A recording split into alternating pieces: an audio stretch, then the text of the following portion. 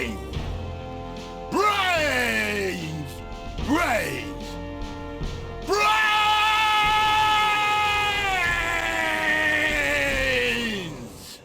Stubbs the Zombie is one of those perfect rental titles from back in the day of its release in late 2005. It's a title where the sum is greater than its parts. Gameplay is fun, if somewhat bare bones, no pun intended. It's one of the better examples of a game executing on its humor, one that's very much of its time. Juvenile, crass, vulgar, raunchy, a better time frame for humor. Before Marvel humor, Reddit humor, Borderlands humor, whatever you want to call it came around and lay waste to all things comedy. While video rental stores are a relic of the past, Stubbs serves as the perfect sales game. One you could pick up for a few bucks and have some fun with, solo or co-op for a few hours before moving on. That or you add it to your pile of ever-growing Steam sale backlog. Coming from a small studio with ties to one of the most iconic series in gaming, Stubbs offers silly fun for those who get on its wavelength. It's solid, memorable, if unspectacular game from the golden age of gaming. A title from the closing stretches of the 6th generation of gaming, the Xbox, PS2, GameCube era. The greatest generation of gaming. Oh, Fred, I think we're moving a little fast. Relax, baby. Ted would have wanted it this way. I watched him die. Yeah, like 3 hours ago. Don't live in the past, Judy. It's time to move on. Oh, Ted. Fred, Fred, oh, Fred.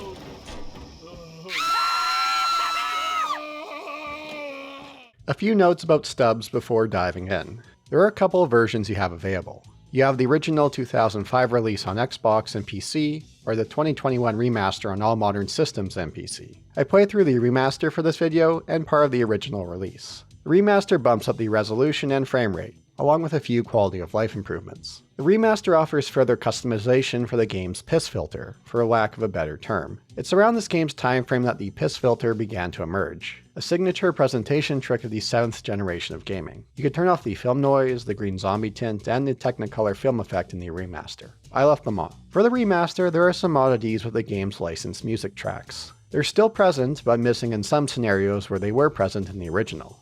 I'll go into more detail later. It's a minimal remaster in what it offers. And hey, that's fine with me. I'll take that any day of the week over the butchered remasters we've seen over the last few years. From graphic overhauls that butcher the art direction, to censorship in order to appeal to the mythical quote-unquote modern audience, Stubbs the Zombie doesn't suffer that from its remaster. Should you wish to play the original version on PC, you can find it on abandonware sites. Before beginning, I'd like to give a special shout out to those who support me on Patreon and through YouTube memberships. If you'd like to support the channel further, do consider becoming one of the two. You'll get access to videos earlier, you'll be featured in the credits, you'll get periodic updates, and my undying gratitude.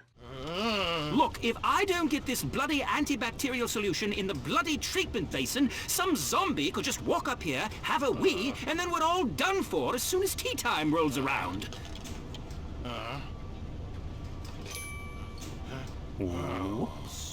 The year is 1959. The location is Punch Bowl, Pennsylvania, a city that's entered the 21st century 50 years ahead of schedule. Punch Bowl uses experimental and state-of-the-art technology, and is a city free of crime. Some of this technology includes advanced robots to keep the city running. The man who made Punch Bowl possible is Andrew Monday, the world's richest man. Unlike another rich Andrew from this time frame of 1959, that being Andrew Ryan, he didn't choose the depths of the sea to build his utopia. He chose Pennsylvania. Today is the day Punch Bowl opens its doors to the world. And what better day for Stubbs, our protagonist, to emerge from his long slumber.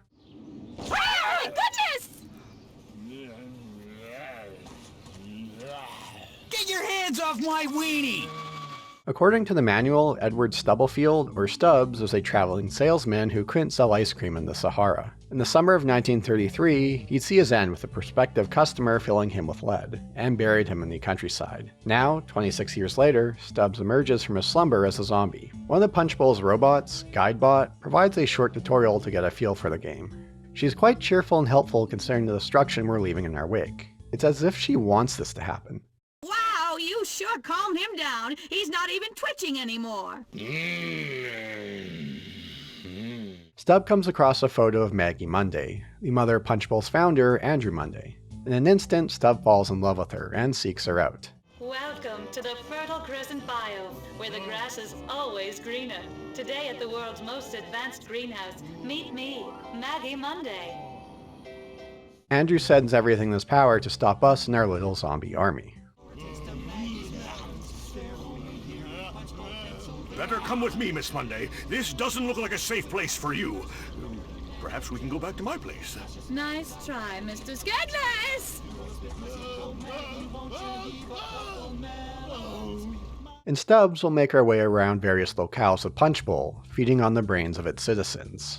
From innocent bystanders, to law enforcement, the Quaker Stake Irregulars, the military, and more. We'll grow a small zombie of armies that tag along, creating utter chaos on the streets of Punch Bowl. While by no means a deep gameplay system, there is plenty of silly fun running around with your zombie army in tow, leaving a path of destruction in your wake. We have a few options at our fingertips for turning the living into the undead. One is getting up close and personal, and feeding on brains. This replenishes your stats, your health, and the option of using other abilities. Of course, most humans won't allow you to take a bite at their brain. You may have to smack them around a few times before the feeding option pops up. Or in a state of chaos with several zombies distracting them, you could get a bite from their brain from behind. Additional abilities unlock as we progress through the game, dripped out one by one upon reaching key points along the critical path. If you have a large crowd to deal with in a small space, a little bit of flatulence can go a long way. Build up your meter and unleash a load of flatulence to stun humans for a time, opening them up for an easy bite.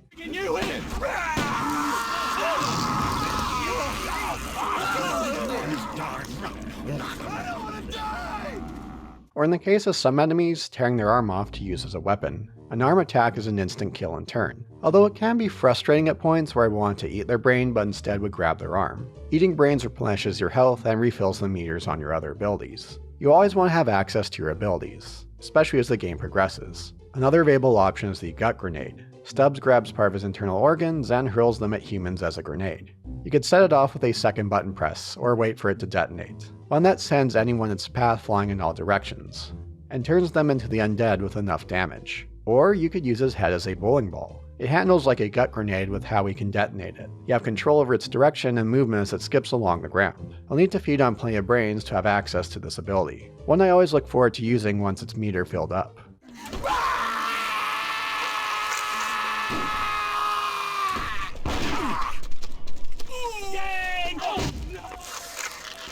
Another option is possessing humans, one that plays a bit different than other abilities. Stubb hurls one of his arms at a human to take control of them. Very handy once you get to enemies with guns. Turn the tide on them through access to firearms. You have unlimited ammo, although your health won't regenerate. You have to be careful that Stubbs himself isn't taking damage from enemies. Possession leaves him wide open for attacks. As handy as possession can be in certain situations, killing enemies this way won't bring them back from the dead, something all our other abilities will do. When you build up a good conga line of zombies, they can cause a reasonable amount of destruction to foes. Even more important, they serve as distracting our enemies. The game is at its best when you have this long conga line of zombies causing utter chaos to all around you, where you yourself can weave in and out, get your bites in to build up your charges for your abilities to use. For the game's first half or so, Stubbs offers these kind of combat scenarios in droves. It's in the game's later stretches where combat can turn from fun to frustration. Large stretches of enemies with guns or mines that take out our fellow zombies, where the game incentivizes us to possess foes and clear them out through guns. At which point the dead remain dead, instead of joining our little zombie army. They do balance it out with providing plenty of helpless citizens for us to munch on. Even then, our zombie army will die off before we know it. Combined with a wonky checkpoint system, you may have deaths resulting in long trips back to the last checkpoint. As mentioned, it's by no means a deep combat system, but there's plenty of fun to be had. The game's presentation and humor does the heavy lifting to keep things fun and fresh throughout. The game's short runtime also contributes to this. It's why Stubbs was one of those perfect rentals from the video store back in the day, or a great game to pick up on a Steam sale. At certain points, Stubbs will offer us vehicles to navigate around. From the Sodomobile, tanks, army jeeps, or tractors. The way vehicles handle, the way they sway, how you can pick up fellow undead passengers, it feels right out of a Halo game, and for good reason. Stubbs uses the Blam engine, the engine that powers Halo. Outside of the Halo series, it's the only commercial release using the engine. The 2000 Shadowrun title made use of the Blam engine in its prototype stages, before using a different engine for its release. So why does Stubbs use the Blam engine? After all, there is little documentation for the engine itself. It was never meant to be a commercial engine compared to something like the Unreal Engine. Well, the founder of Wildlow Games, the studio behind Stubbs, had strong ties to Bungie. The studio's founder, Alex Seropian, was one of the co-founders of Bungie. Alex co-founded Bungie with Jason Jones in 1991. Alex left Bungie in late 2002 when it became clear that the studio would be Halo-focused for some time. He decided to walk away and move back to Chicago, Bungie's old stomping grounds before the Microsoft acquisition took them to Seattle. He was looking for a new challenge, and would answer that challenge with wide-load games. He would bring in some ex-Bungie developers to fill out the small core team. They used the business model of having a small core team and use contractors to scale up as need be, something that had growing pains. The core team had strong knowledge of the Blam engine, while those outside did not. All those quirks of the Halo engine are present in Stubbs. How checkpoints work, the hallway stretches that serve to mask loading screens. I should also note that in earlier stages of development, Halo was going to be a third-person title. Playing Stubbs gave me an excuse to fire up Halo to capture some footage for this video.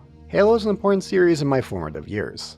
I haven't played any of the Halo games in ages. Even playing the borked PC port from Gearbox, I don't own the Master Chief Collection, Halo's still such a fantastic game.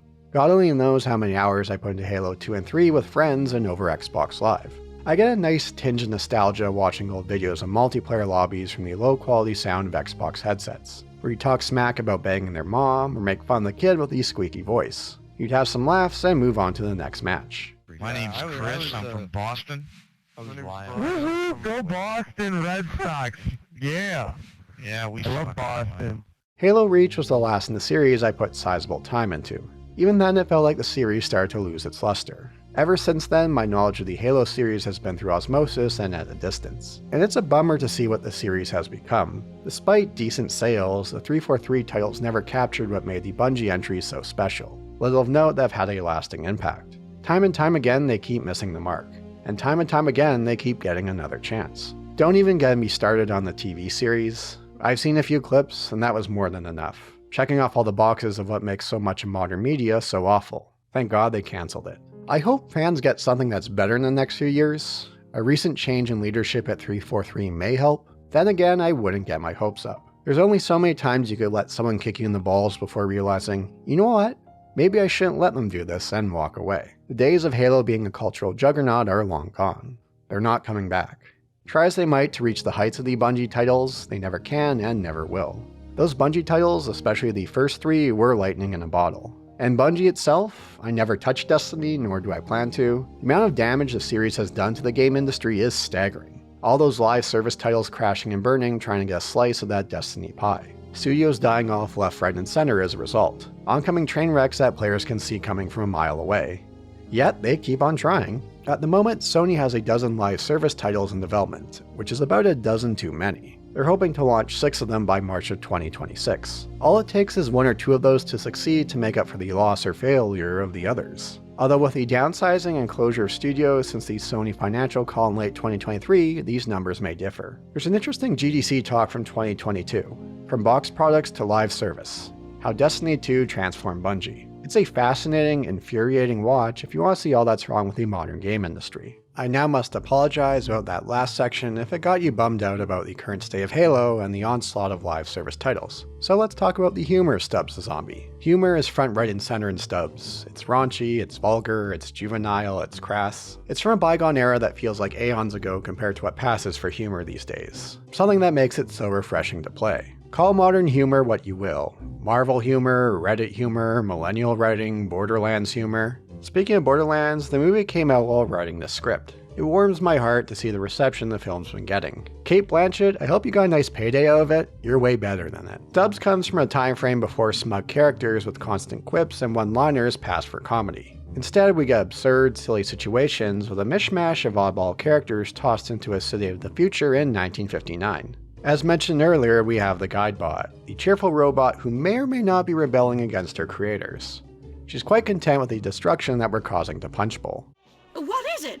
Oh, I see. You've got gas. I'll just head over here for a minute while you, relieve the pressure. All right, buddy, you're going downtown. Hey, hands where I can see it. Then you have the pump bots, who seem to enjoy pumping gas into cars a little too much. I'm not sure I have enough cash to cover Oh, never you mind, sir. It's on the house. that. There's no need for that. Oh, it's my pleasure, officers. My pleasure.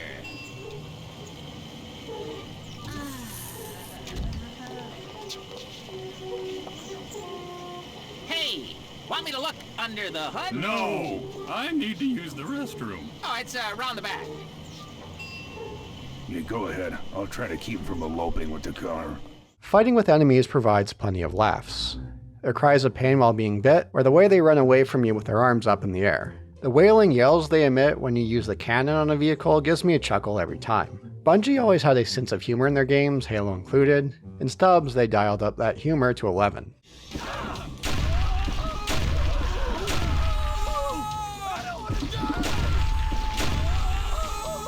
One enemy type are the Quaker State Irregulars. Led by Andrew Munday's grandfather, Otis Munday, they're not too fond of Punch Bowl and its technological progress.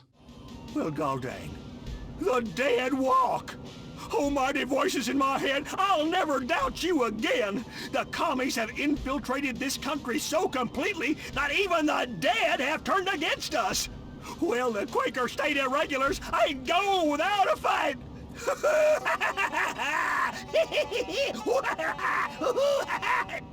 I love this one enemy's reaction when you yank off one of their arms. I love that arm! You won't like this! Related to the Munday family, we have Andrew Munday himself. He keeps a tight security force around him. That said, he doesn't want the impression of having one. He doesn't want to give off the feeling that Punch Bowl is unsafe. So what appearance does his security force take? Barbershop quartets, 4-part harmonies included. Let's end this mono a mono, just you and me. And me. And me. And me.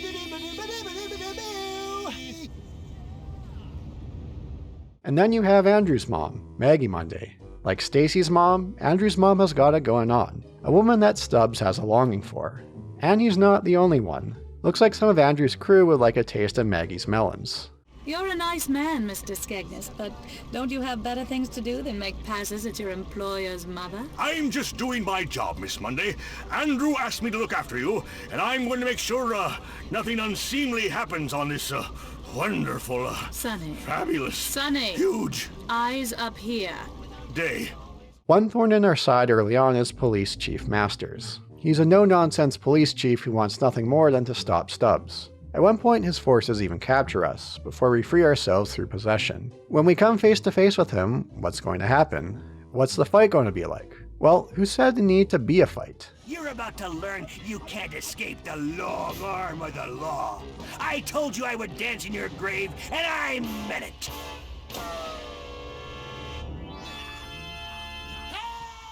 In arguably the game's most memorable moment, we have a dance-off minigame against the Chief. It's where the game gets to show off its licensed tracks along with its humor. For the licensed tracks of Stubbs, they got several alternative bands at the time to do covers of songs from the game's time frame of 1959. You have Death Cab for Cutie covering Earth Angel by the Penguins. You Ravenettes cover My Boyfriend's Back by the Angels. Cake covering Strangers in the Night by Frank Sinatra. Taking you back to this time frame of late 2005, here's how the Billboard Top Alternative charts looked for the week of October 22nd, 2005. You had bands like Nine Inch Nails, Gorillaz, Green Day, System of a Down, Foo Fighters, Fall Out Boy. Oh yeah, and everyone's favorite alternative act, Nickelback, with their hit song Photograph. Now there are some oddities with how the remastered version handles the licensed tracks. Due to how music licensing works, it can be an obstacle for re-releases. For example, as of writing, the Lollipop Chainsaw remaster is right around the corner. Due to music licensing issues, much of the game's soundtrack will receive an overhaul, something that's going to put a major damper on the game. In the Stubbs remaster, the licensed music is present, to an extent. The licensed tracks from the original play during the dance-off minigame. But unlike the original, the remaster release doesn't play licensed tracks in the game's main menu. Instead, it uses in-game music. There are spots in the original release where you could turn on a jukebox to play licensed tracks, something that's absent in the remaster. Why is that the case? I have no idea. At the end of the day, the tracks are still present for the dance-off minigame, the key moment of it. A moment that would have lost its luster if they had to use different tracks. Still, it is a bit of a bummer they don't show up elsewhere. On the note of the in-game soundtrack, tracks are sparse, but they are enjoyable, very fitting for the moods of Stubbs. Michael Salvatore, a longtime composer at Bungie, composed the game's soundtrack. While Marty O'Donnell is best associated with the Halo games, Michael did co-compose and collaborate with Marty. It must have been a nice change of pace to compose something more lighthearted, instead of grand-scale epics like in Halo. And what Michael brings to the table is fitting for the silliness of Stubbs. I love the one track that plays when you possess someone. It wouldn't sound out of place in a Banjo-Kazooie game.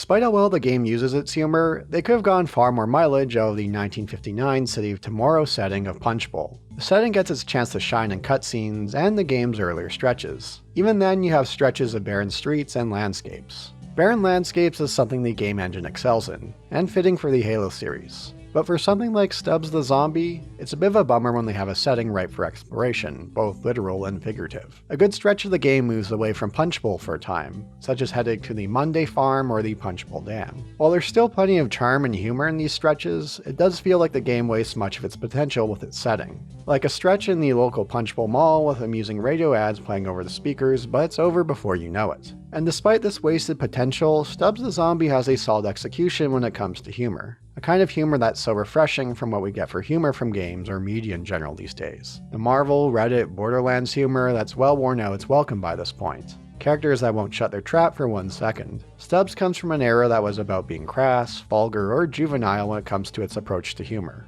focusing on placing characters into absurd situations instead of making everyone a quipper. While writing the script, there is a bit from Vince Vaughn's interview on Hot Ones where he talks about the rise and fall of the R-rated comedy. It's a clip that's gotten a lot of attention. The year Stubbs released, 2005, saw the release of the film Wedding Crashers, a movie Vince starred in, and one of the highest grossing films of that year. Wedding Crashers is a perfect example of that raunchy R-rated comedy. Vince feels this kind of edgy humor will be returning to movies sooner than later. Here's to hoping games do the same. Move away from the verbose and back into the absurd and edgy. For budding game developers out there, this is mentioned number 23 in my videos of a mechanic or idea that you could look to lift or take inspiration from in your game projects. For Stubbs, it's how it tackles its humor and how it integrates with its gameplay. I'm not saying you need to go with crass, vulgar, or juvenile approach to your game's humor. It's more about how Stubbs approaches it, taking an inspired setting and placing these wide range of characters into oddball situations. Despite the campy, silly nature of Stubbs the Zombie, some were not too happy with the game itself.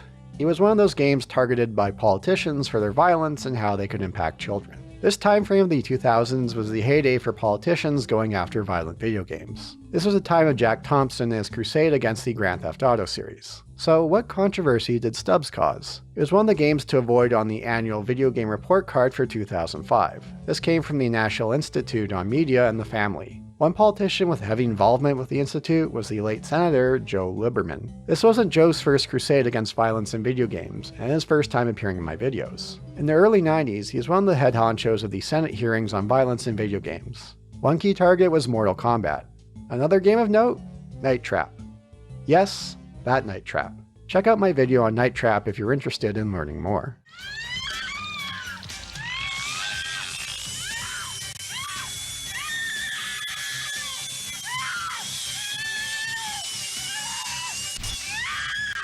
I don't believe what I just saw. Those bloodsuckers just got Lisa, and you had a chance to save her. What other games were on this list of games to avoid for 2005? That would include True Crime New York City, Far Cry Instincts, The Warriors, Blitz the League, and God of War. But why Stubbs the Zombie? Well, it promoted cannibalism. I was struck in the tape that you'll see in a moment that there are truly extreme forms of behavior that are now turning up in the games, including cannibalism. This wasn't the only 2005 game targeted for cannibalism by the National Institute on Media and Family. The other game was Fear. How did the studio behind Stubbs, Wide Load, respond to this? With a concise, witty write-up. It was all about the semantics. Stubbs is a zombie, not a cannibal. Quote, "It's no surprise that the all-human media cartel resorts to distortions and name-calling. Their anti-zombie bias has been evident for decades, and Stubbs is just the newest target." They end it with a plug to check out the game. Very much an up yours kind of message to the out-of-touch politicians. 2005 was quite the year for gaming controversies with politicians. Most notable involving, surprise surprise, Grand Theft Auto. That being the hot coffee minigame for Grand Theft Auto San Andreas. The sex minigame cut from the game's release, but found in the game's code by modders. Once again, politicians would get involved, Joe Lieberman included.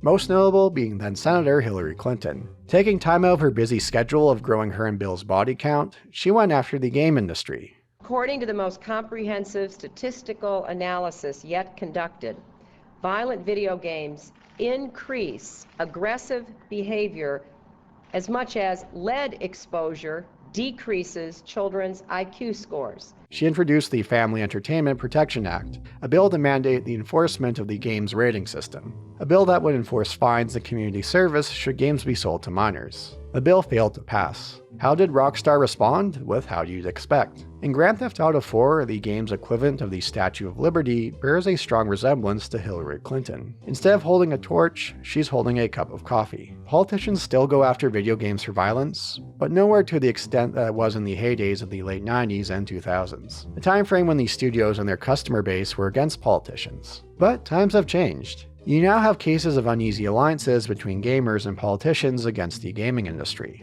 Ones that target anti-consumer practices, like the implementation of loot boxes, or ending the practice of publishers destroying video games they have sold to customers. So here's your reminder that if you're a European citizen to sign the Stop Killing Games initiative. As of writing the script, it's at 25% of the required signatures. Okay, enough about politics, let's get back to Stubbs. Let's go through some of the game's most notable moments. The game's first stretch in Punch Bowl is the game at its best. While it's a bit on the barren side, you do get glimpses of Punch Bowl and its City of Tomorrow aesthetic in the year of 1959. The game rolls out our abilities one by one, and amps up on the kind of enemies one by one, at which point guns enter the fold. The game strikes the right balance where you're free to use all your abilities and your zombie army to make your way through. It's once the militia forces of the Quaker Stake Irregulars enter the fold where the game loses some of that balance, where certain encounters can feel like trial and error affairs. Moments that remind me of the trial and error stretches during Halo's most frustrating bits. This is most evident in the first stretch of the farm level. Despite the inspired setting, Stubbs spends a good chunk of the time away from the city, the next stretch in the countryside. Here the militia make quick work of our zombie army.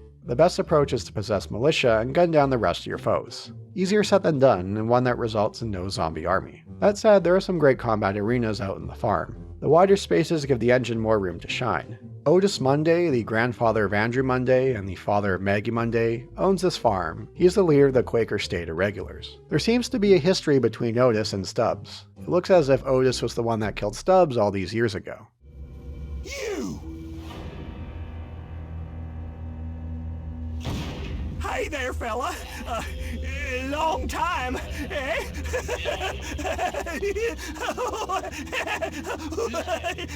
Huh?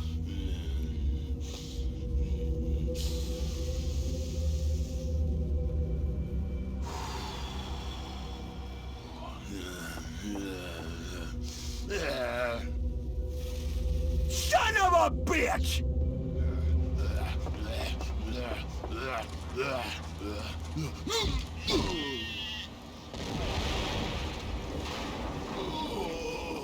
After the farm, we'll end up at Punch Bowl's dam, and Stubbs, having slumbered for a good 26 years, needs to pee. Like, really, really bad. Although why didn't he go earlier? We did see him in the washroom at the gas station. I guess he was going number 2? Despite all the destruction he's caused, he still has manners to find an ideal spot to pee. And that ideal spot leads us to a situation of holding enemies off as we use our pee to contaminate the dam's water. 26 years is a long time to hold pee in, although Austin Powers did have him beat by a few years on that front. Contamination level at 50%. Unacceptable filth level. The dam level introduces new weapons, like the ray gun. Great to possess a scientist with one, not so great to be on the receiving end. The ray gun can blast you backward, which can lead to frustrating results. Returning to Punch Bowl, the streets are now a war zone. Now we deal with the military, who do everything in their power to stop us. Not only will they make short work of our zombie army, they plant mines blocking paths. If their shots won't take down our army, the mines will. It's again where the game incentivizes stretches of using possession to gun down enemies one by one. That said, the game places citizens throughout for easy feeding to restock our other abilities. It's here where we come face to face with Dr. Y,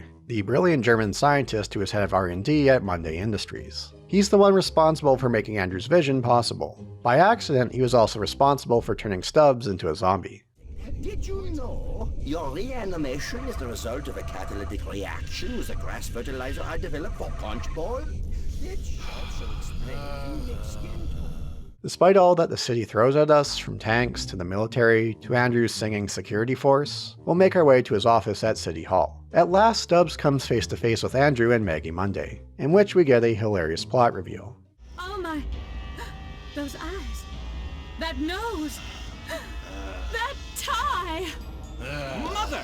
Get back! That thing has destroyed my whole city, and I won't let him do the same to you. Don't do this, Andrew. Get out of the way, Mother.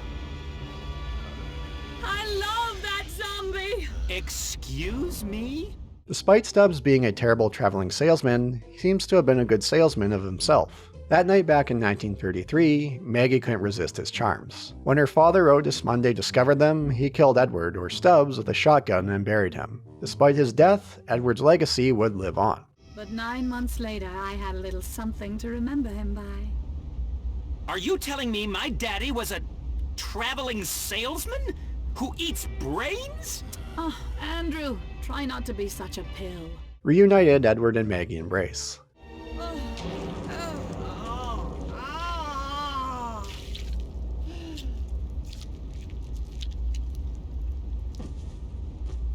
After finishing off Andrew in a tedious boss fight, Eddie and Maggie escape before the airstrike called in by the military destroys Punch Bowl.